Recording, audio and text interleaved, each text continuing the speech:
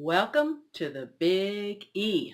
This is where we explore, we experience, and we enjoy our life. If we're not, what do I say? Change your experience. Change how you treat someone. It can be the simplest thing of how do you talk to your child? How are you talking to the dog today? Even the cat. Don't forget the cat. It's how we change ourselves and the whole world around us will change.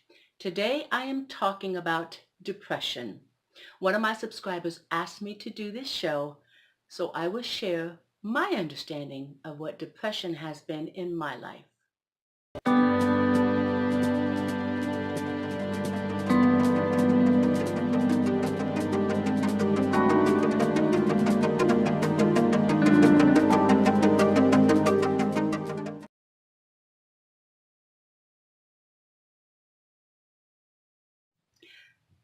Depression. That's a big one for me. I've suffered from depression from as far back as 14, 15 years old. I remember when I was in, what was it, ninth, 10th grade, I started, as I look back, I started to have these symptoms, these patterns of depression. In the summertime, instead of being around my friends, out playing, you have school off, so you're out there enjoying life. I would sleep on the couch. I would sleep a lot. I didn't get out with my friends. I didn't get out and explore and enjoy my summer. I slept. And now who I am today, at my age, I'm 58. I've been here in Oregon for about 4 years, 3.5, 4 years, and I've never really experienced depression because I know it gets a little grayer here than, say, California. So we have a different weather. This year, in this winter, it has affected me for the first time since I've been here. And for me, I find myself sleeping more. I've found myself more lethargic, not motivated to get out. And that can be just a rainy day and an overcast. I do understand that. What I have to pay attention with me is, because I do have depression, is how far will I allow this to be? Let me see if I can explain. For me, depression has many layers. It can be very subtle or it can be very intense. This year has been intense, so I have to pay attention. Over the last 3.5 years since I've been here, not felt the winter, didn't think it was too long, I didn't think it was too cold. I had small little symptoms, I would say, of being a little lethargic, wanting to stay home and do movies, cuddle in, grab a blanket, sit on the couch. For me, that's okay. I can take those moments that my body just wants to stop. I want to be in my own energy. I want a little self-care. Sometimes I've even done a manicure and a pedicure. Like I've said before, I'll do a facial. I'll spend that time with me knowing I'm safe. I'm not falling into an intense depression, something that I have to really try to shift. This winter, as a matter of fact, an example is for the last 4 days, my vertigo has been a little out of sorts, very loopy, and it's not really stopping. It's like this liquid in my head that just kind of, so I find myself sleeping more. I can sleep in easily in the last couple of days till noon, till 1. Now, what I mean by sleep in is I'll wake up about 9:30 or 10:30, but I stay in bed. When depression becomes an issue for me is when I don't do those things to take care of myself. I don't necessarily get up and eat. I don't wash my face every night, every morning, like I normally would to take care of myself. I don't brush my teeth every day like I should. Sometimes I'll go in there and I'll take a towel and just rub it because I can feel that fuzziness starting. Like, oh, seriously, Jasmine. So I now know I have an issue. I have an issue I need to look at. If I let this go any further, I lose motivation. When I lose motivation, say to get out of bed, to do those things, brush my hair, wash my face, brush my teeth, even eating. What happens after that? In my past, I didn't know how to manage it. So when I would get to this place, then I start having these thoughts, just one or two in the beginning, of wanting to maybe just leave the planet, not wanting to deal with the world, not wanting to deal with making choices. Oh, for God's sake, that was the most difficult thing. It's like, okay, I don't want to make a choice today. I don't want to have to go to work and think about what I'm supposed to do and how am I supposed to conform. And then this shifts a little bit into a little bit darker of a place of, I don't want to conform. I'm not in the mood. I don't care. I don't want to. It doesn't matter. Nobody's going to miss me.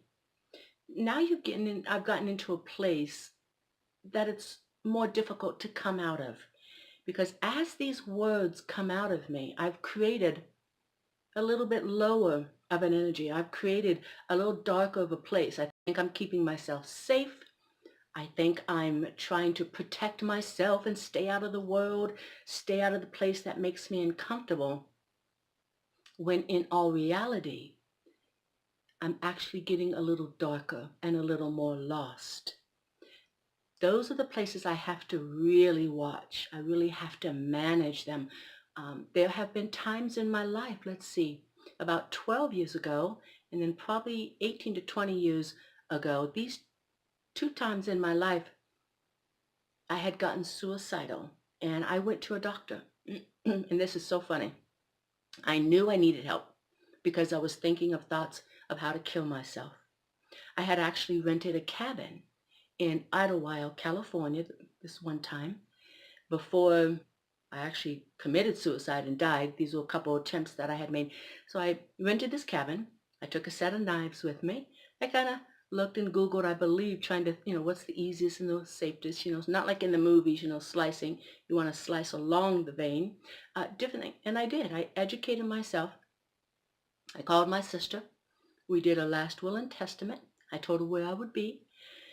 And I was going to stop. I was going to stop my life.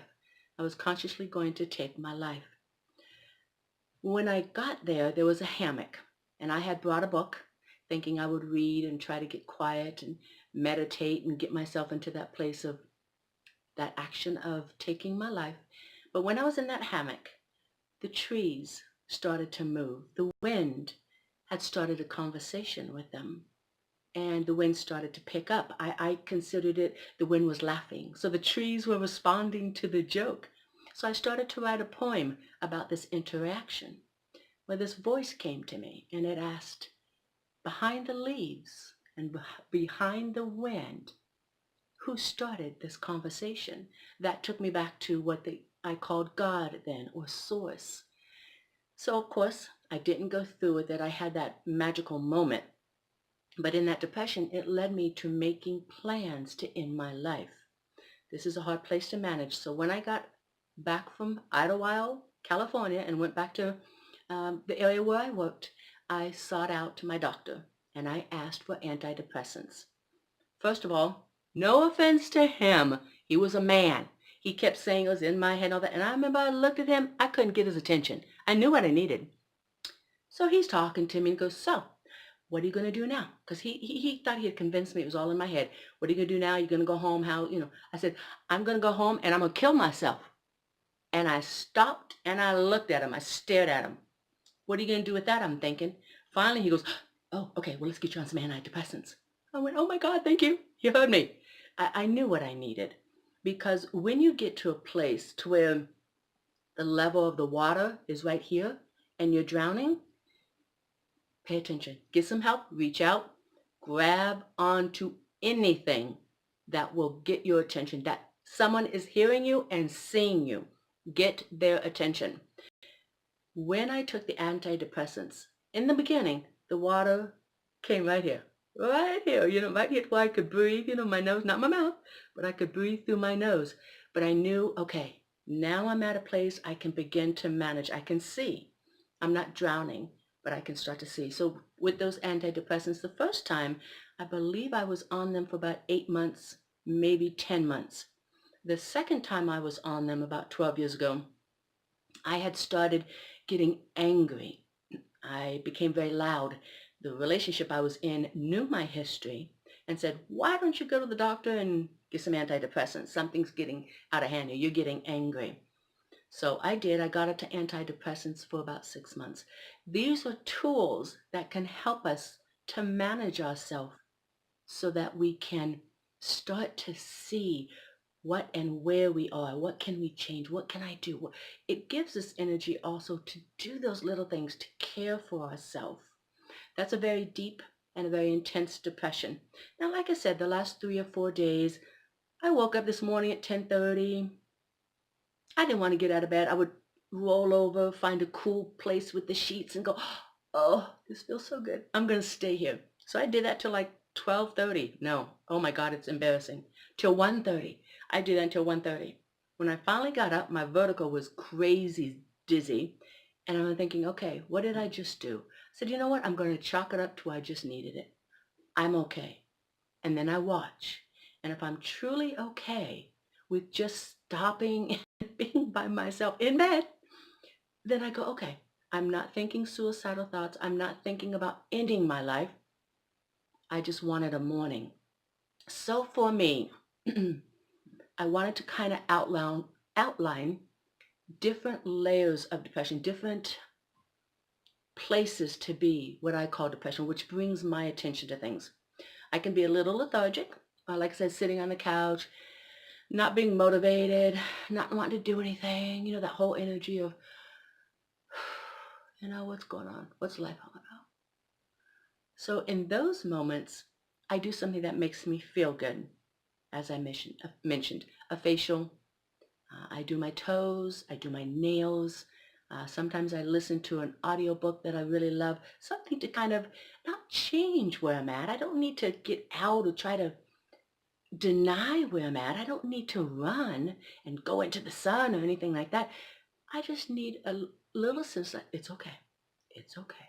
So I do those loving things for myself. Now you can pick anything that feels good. It doesn't matter what it's doing, the dishes in the kitchen, talking to your child, going walking in nature, getting, say, sushi. I really enjoy treating myself to sushi. Sometimes I just go and talk to my sister.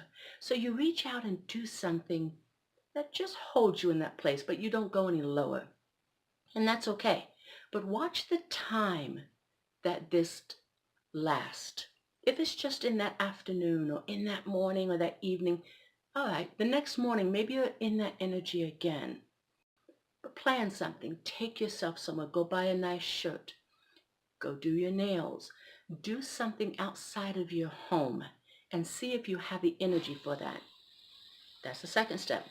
The third step is if you don't want to go outside of your home and you don't want to talk to anybody, this is where you want to pay attention. If you can, I know a lot of times it's easy to zone out to TV, but get something that's inspirational, something that can make you want to be better or feel better about yourself, feel bigger, feel it's okay, feel brighter for yourself that you can't necessarily bring to yourself.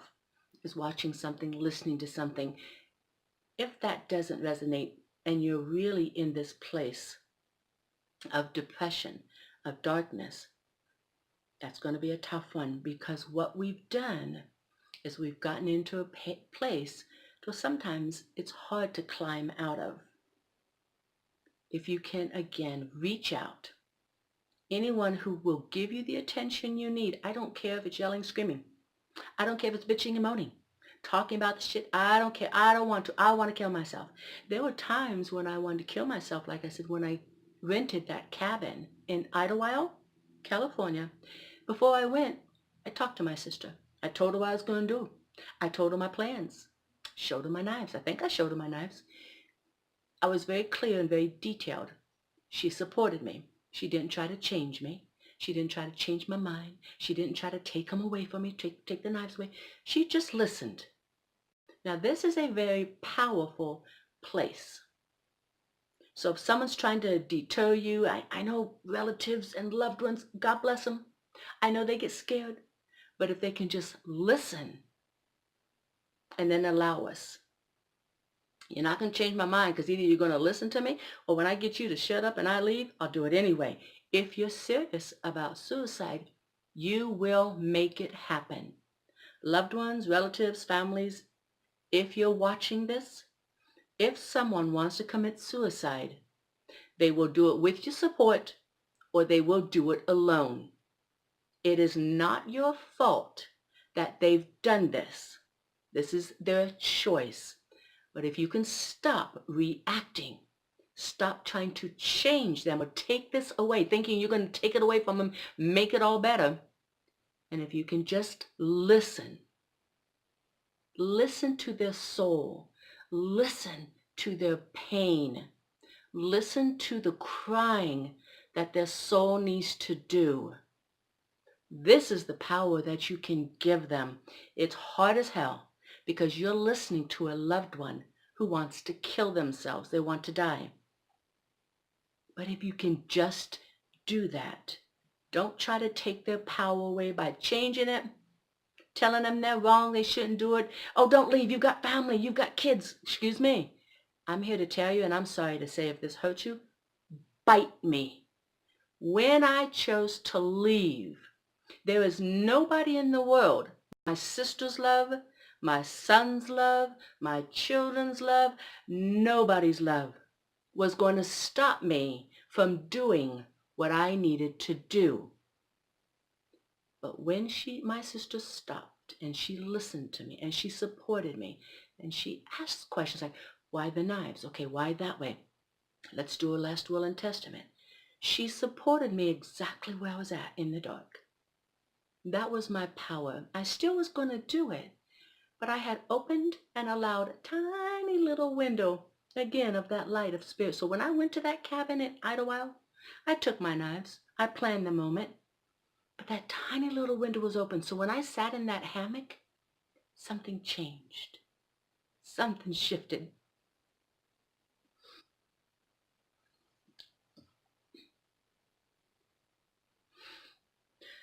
I don't know necessarily what it was, but because she allowed me and loved me where I was, I allowed spirit a tiny little window. And in those moments, magic happens. Magic happens. Because love and acceptance is everything. Absolutely everything. The impossibilities happen. The magic shows up. And it can heal anything. I said that in my last show. Love opens windows. It allows. Anything can happen. So depression. We have, for me, my experiences, there's been layers. Like I said, there are layers to how I'm feeling low. How am I feeling a little disconnected? How am I feeling a little depressed? And then there's depression. These 4 layers for me. I've had to really watch, like I said, the last 4 days have been rather intense, but I feel joy because I know it's just, for me, I've managed depression since, like I said, since I was 14, 15 years old. Didn't know it at the time back then, but I started managing it about my 30s because I remember thinking, oh, in depression, my belief is that we've stopped loving ourselves. We've stopped feeling bigger and brighter.